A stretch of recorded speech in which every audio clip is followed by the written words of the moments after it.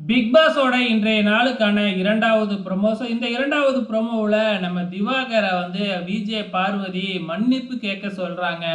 எதுக்காக மன்னிப்பு கேட்க சொல்றாங்க அப்படின்னா, ஒரு பொண்ணுகிட்ட தப்பா நடந்துக்கிட்டதுக்காக மன்னிப்பு கேட்க சொல்றாங்க. ஆனா திவாகர் இருந்துகிட்டு, "நான்லாம் மன்னிப்பே கேட்க முடியாது" அப்படிங்கிற மாதிரி "நான்லாம் இந்த டாஸ்க்லயே இருக்க மாட்டேன்" அப்படின்னு தன்னோட கிரீடத்தெல்லாம் தூக்கி போட்டுட்டு கிளம்புறாப்புல.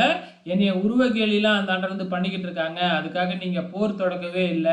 ஆனா என்னைய மன்னிப்பு கேட்க சொல்றீங்களா? அப்படிங்கிற மாதிரி பண்ணிக்கிட்டு இருக்கிறாப்புல.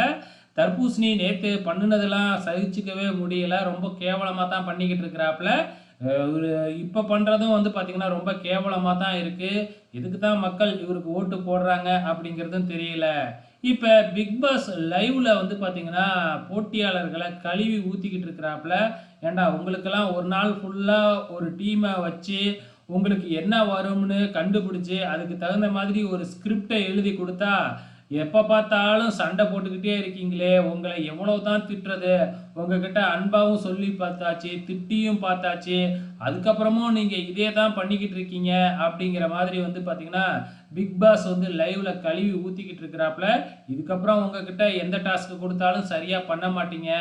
இதுக்காக நானும் உங்களோட சேர்ந்து ஒரு வாய்ஸா விளையாட தான் போறேன் அப்படின்னு சொல்லியிருக்கிறாப்புல.